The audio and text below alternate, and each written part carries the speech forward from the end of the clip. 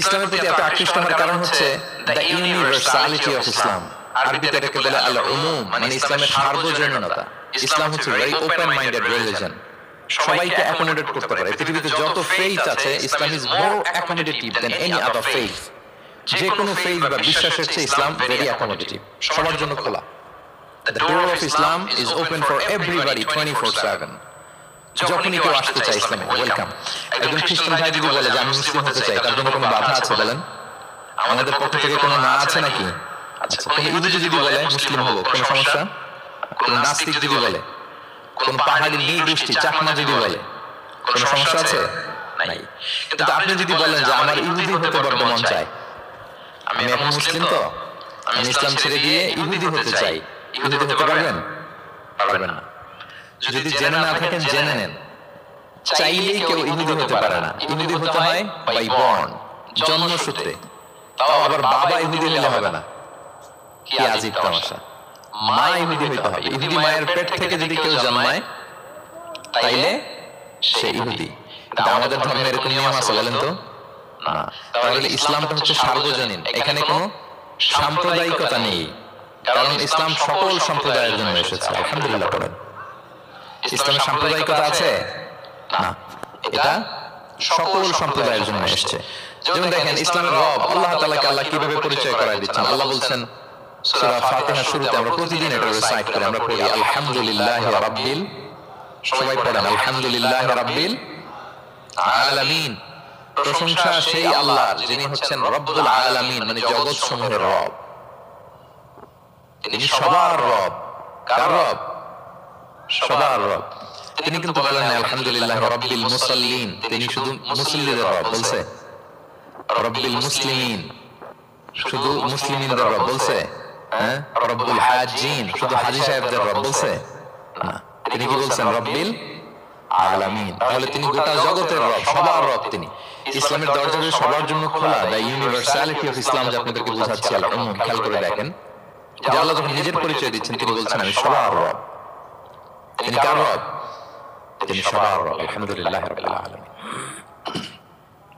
এবং রাসূলুল্লাহ সাল্লাল্লাহু আলাইহি ওয়া আলিহি ওয়াসাল্লামের পরিচয় যখন আল্লাহ তাআলা করায় দিচ্ছেন, তখন আল্লাহ বলছেন ওয়ামা আরসালনাকা ইল্লা রাহমাতাল লিল আলামিন, I have sent you as a mercy for all the worlds.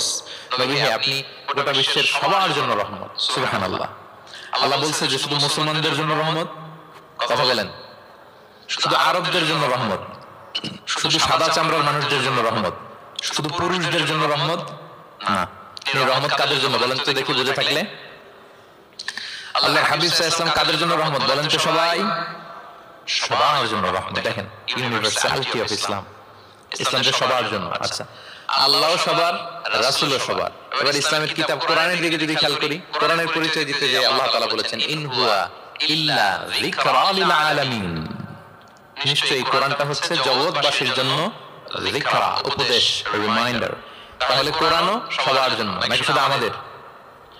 প্রিয় ভাইরা, কোরআন কি শুধু আমাদের বই? না, এটা হিন্দু ভাইদেরও বই, এটা নাস্তিকদেরও বই, এটা বুদ্ধিস্টদেরও বই, তাদের হেদায়েতের কথাও এখানে আছে। এটা সবার বই, এটা ওনারশিপ সবার, এটা আমাদের সবার। তাহলে দেখেন আমাদের রব সবার, আমাদের রাসূল সবার, আমাদের কিতাব সবার। তাহলে ইসলামে কোনো সংকীর্ণতা নেই, ইসলামে কোনো সাম্প্রদায়িকতা নেই, কোনো সম্প্রদায়ের জন্য ইসলাম আসেনি, ইসলাম এসেছে সবার জন্য। আলহামদুলিল্লাহ পড়েন। তাহলে দ্য ইউনিভার্সালিটি অফ ইসলাম, এটা ক্লিয়ার না সবার কাছে? বুঝতে পেরেছেন? তাহলে কেন ইসলাম দ্য ফাস্টেস্ট গ্রোয়িং রিলিজিয়ন? গোটা বিশ্বে সবচেয়ে বেশি গ্রো হচ্ছে ইসলামের দুইটা কারণ বলে ফেলেছি। এক নম্বর কি ছিল বলেন তো? মনে আছে কিনা কারো দেখি? Very natural religion. কে বলছে ন্যাচারাল দেখি? এই মাশাআল্লাহ, কি উনি শুধু বুঝলেন নাকি আর বাকিরা বললেন না? যে এক নম্বর কি ছিল? ন্যাচারাল। ইসলাম হচ্ছে ভেরি ন্যাচারাল রিলিজিয়ন, স্বভাবজাত, প্রাকৃতিক ধর্ম। আমাদের মনের সাথে, প্রকৃতির সাথে খাপ খায় না এরকম কোন আইন বিধান ইসলামে নাই।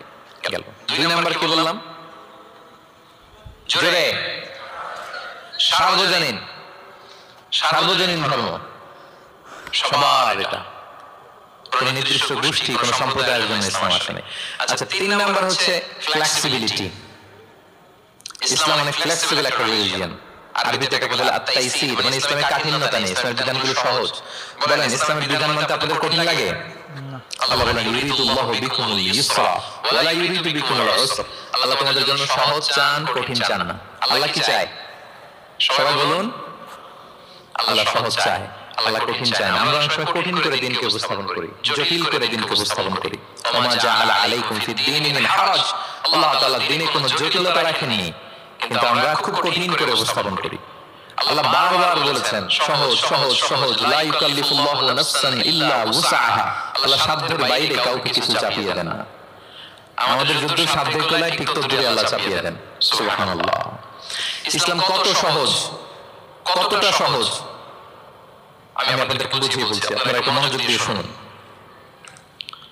একটা ছোট্ট হাদিস আপনাদের সাথে শেয়ার করি। এক সাহাবী আল্লাহ রাসূল সাল্লাল্লাহু আলাইহি ওয়া আলিহি ওয়াসাল্লামের কাছে এসে তিনি বললেন, ইয়া রাসূলুল্লাহ হালাকতু ইয়া রাসূলুল্লাহ, হে রাসূল আমি তো শেষ। আমি তো, শুনতেছেন মনোযোগ আছে?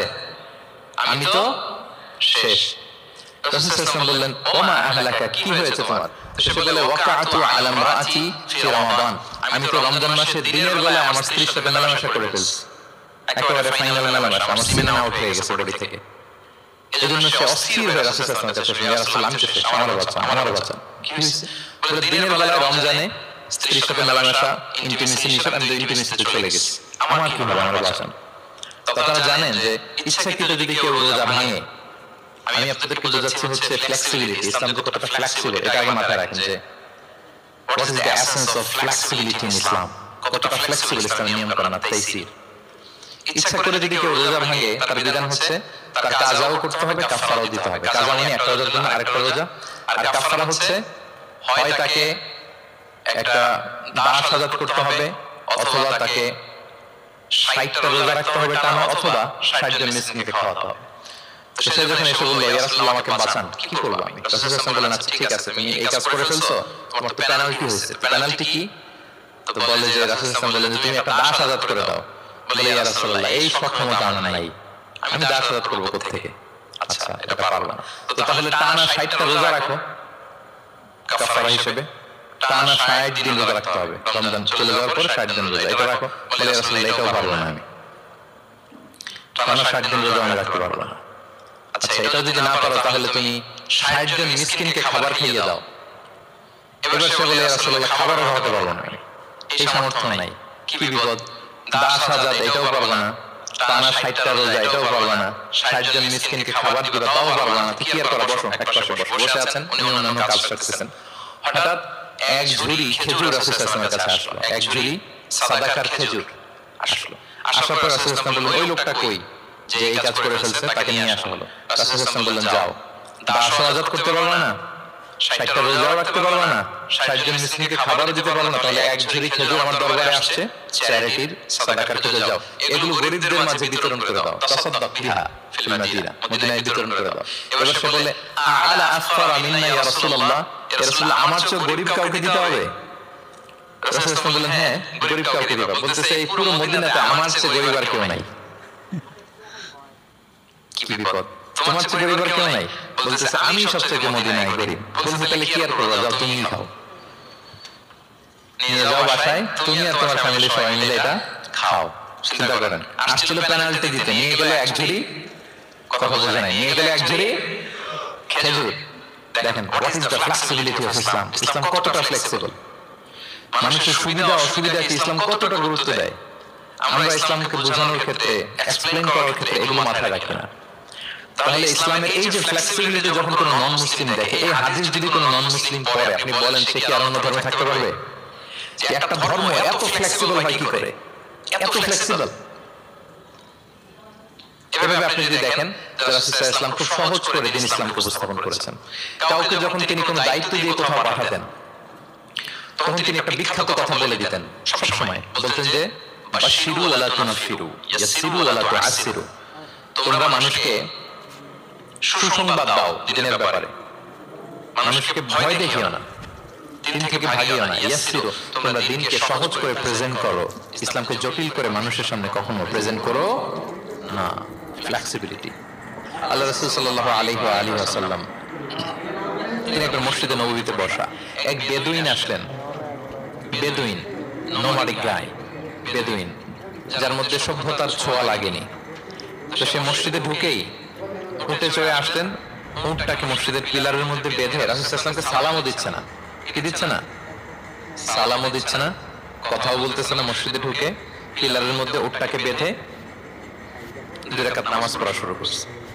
2 রাকাত নামাজের পরে দোয়া করতেছে। কি দোয়া জানেন? দোয়ায় বলতেছে আল্লাহুম্মা আরহামনি ওয়া মুহাম্মাদা ওয়া লা তারহাম মা'ানা আহাদা। মানে আল্লাহ তুমি শুধু আমাকে রহম করো আর মুহাম্মদ সাল্লাল্লাহু আলাইহি ওয়াসাল্লামকে রহম করো, আমাদের দুইজনের সাথে আর কাউরে তুমি রহম করো না। বেদুইন হলে যা হয়, তার যে এটিকেটস অফ দোয়া, দোয়ার যে আদব, অন্যের জন্য দোয়া করলে যে নিজের লাভ এটা ভুলে গেছে। আপনারা এটা জানেন তো যে অন্যের জন্য দোয়া করলে লাভ? জানেন? আপনি যদি এক ভাইয়ের জন্য দোয়া করেন যে আল্লাহ সে অসুস্থ, তুমি তাকে সুস্থ করে দাও, ফেরেশতারা বলতে থাকে আল্লাহ যিনি এই দোয়াটা করলেন তার কোনো অসুস্থতা থাকলে আগে তুমি তাকে সুস্থ করে দাও। ধরেন যে আপনার এক ভাই দারিদ্র্যের কষাঘাতে জর্জরিত, টাকা পয়সা না, আপনি দোয়া করলেন যে আল্লাহ আমার ভাইটা আর্থিক সমস্যায় আছে, তার আর্থিক সমস্যা দূর করে দাও। ফেরেশতারা দোয়া করে আল্লাহ যিনি দোয়া করলো তার যদি আর্থিক সমস্যা থাকে তুমি আগে তার আর্থিক সমস্যা দূর করে দাও। সুবহানাল্লাহ, সুবহানাল্লাহ।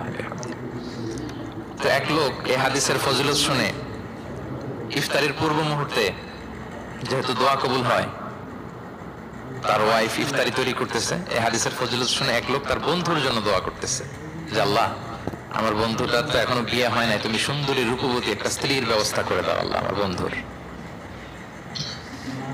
এই দোয়া শুনে তার স্ত্রী তো রেগে মেগে আগুন, সেই ইফতারি রেখে দিয়ে এসে বলে এই এত বড় সাহস, কি দোয়া করো এইসব উল্টাপাল্টা। স্বামী বলে কি দোয়া উল্টাপাল্টা, কি দোয়া করলাম? আমি তোমার বন্ধুর জন্য দোয়া করছি আল্লাহ তারে তুমি রূপবতী সুন্দরী স্ত্রীর ব্যবস্থা করে দাও। তো ওয়াইফ বলে এই তুমি কি মনে করছো আমি হাদিসটা জানি না যে অন্যের জন্য ভালো কোনো দোয়া করলে আগে এটা নিজের জন্য কবুল হয়? সুবহানাল্লাহ। দেখেন ইসলামের বিধান কত সুন্দর। আপনি অন্যের কল্যাণ কামনা করলে এটা এই কল্যাণ ফিরে আপনার দিকে আসে আগে। সুবহানাল্লাহ। তো ওই বেদুইনের এটা জানা ছিল না, সে এসে দোয়া করতেছে আল্লাহুম্মা আরহামনি ওয়া মুহাম্মাদা ওয়া লা তারহাম মা'ানা আহাদা। আল্লাহ তুমি শুধু আমারে রহম করো আর মুহাম্মদ সাল্লাল্লাহু আলাইহি ওয়াসাল্লামকে রহম করো, আমাদের দুজনের সাথে আর কাউরে রহম করো না। রাসূল ইসলাম তাকিয়ে বলেন হায় রে, একটা প্রশস্ত বিষয়কে সে সংকীর্ণ করে ফেললো। আফসোস করে বলতেছে, কারণ আল্লাহর দরবারে রহমের কি কোনো ঘাটতি আছে বলেন তো? আল্লাহর দরবারে রহমতের কোনো কমতি আছে? নাই। রাসূল ইসলাম বলে শুধু সবাইকে ইনক্লুড করতে পারতো। আচ্ছা গেল, দোয়া শেষে এবার সে মসজিদে নববীর মাঝখানে বসে পেশাব করা আরম্ভ করছে। এবার তো সাহাবারা রেগে মেগে আগুন, কি এত বড় সাহস, মসজিদে নববীর মাঝখানে পেশাব। সবাই উদ্ধত হচ্ছে, তাকে মারতে যাবে। রাসূল ইসলাম সবাইকে সামলালেন, থামান বললেন রাখো রাখো রাখো, ছাড়ো, আগে সারতে দাও। কারণ কেউ যখন ওয়াশরুম সারে মাঝখানে তাকে ডিস্টার্ব করা যায় না, এটা তার ক্ষতি হবে। রাসূল ইসলাম বললেন রাখো, লেট হিম পাস ইউরিন, তাকে কাজ সারতে দাও। সে কাজ সারলো। এবার রাসূল ইসলাম বললেন ওয়াহারিকু আলা বাউলিহি সাজলান মিন মা, তার পেশাবের উপর এক বালতি পানি ঢেলে দাও, দিয়ে ফেললো। এবার রাসূল সাল্লাল্লাহু আলাইহি ওয়াসাল্লাম বললেন ইন্নামা বুইসতুম মুয়াসসিরিন ওয়া লাম তুবআসু মুআসসিরিন। হে সাহাবারা মনে রাখো তোমরা সহজপন্থী হিসেবে প্রেরিত হয়েছে, তোমরা কঠোরপন্থী হয়ে পৃথিবীতে প্রেরিত হও নাই। সুবহানাল্লাহ। তাহলে যে কোনো জিনিসের সলিউশন আপনার সহজভাবে করতে হবে, এটাকে জটিল বানানো যাবে না। আমরা অনেক সময় জটিল থেকে জটিল করি। তখন এই বেদুইনকে রাসূল সাল্লাল্লাহু আলাইহি ওয়াসাল্লাম ডেকে বললেন আচ্ছা তুমি যে কাজটা করলে, মসজিদে নববীর মাঝখানে পেশাব করলে, এটা কি ঠিক হলো? তুমি কি জানো এটা আল্লাহর ঘর, এটা আমাদের মদিনার কমিউনিটির ইবাদতগাহ, এখানে আমরা আল্লাহর ইবাদত করি, আল্লাহর জিকির করি, আল্লাহর কিতাব তেলাওয়াত করি, এটা কি তোমার ঠিক হলো? এইভাবে যখন আদর দিয়ে পরম মমতায় তাকে বুঝিয়ে বলা হলো, সে লজ্জিত হয়ে মাথা নিচু করে ফেললো। সুবহানাল্লাহ। রাসূল সাল্লাল্লাহু আলাইহি ওয়াসাল্লামের কাছে ক্ষমা চাই। তাহলে প্রিয় সুধী, আপনি কোমলতা ভালোবাসা দিয়ে যা জয় করতে পারবেন, কঠোরতা দিয়ে সেটা পারা যায় না। খেয়াল রাখবেন, ভালোবাসা দিয়ে যেভাবে আপনি মানুষের হৃদয় জয় করতে পারবেন, কঠোরতা দিয়ে পারবেন না। এজন্য ইসলাম ফ্লেক্সিবিলিটিতে বিশ্বাস করে। ফ্লেক্সিবিলিটি, লা ইউকাল্লিফুল্লাহু নাফসান ইল্লা উসআহা। আল্লাহ সাধ্যের বাইরে কাউকে কখনো কিছু চাপিয়ে দেয় না। এজন্য ইসলামকে সহজ করে উপস্থাপন করতে বলেছেন তিনি। মুআয ইবনে জাবাল রাদিয়াল্লাহু তাআলা আনহুকে রাসূল সাল্লাল্লাহু আলাইহি ওয়াসাল্লাম একবার ইমাম বানিয়ে পাঠালেন এক এলাকায়। তো ওই এলাকার লোকেরা ছিল শ্রমজীবী সাহাবী, শ্রমজীবী।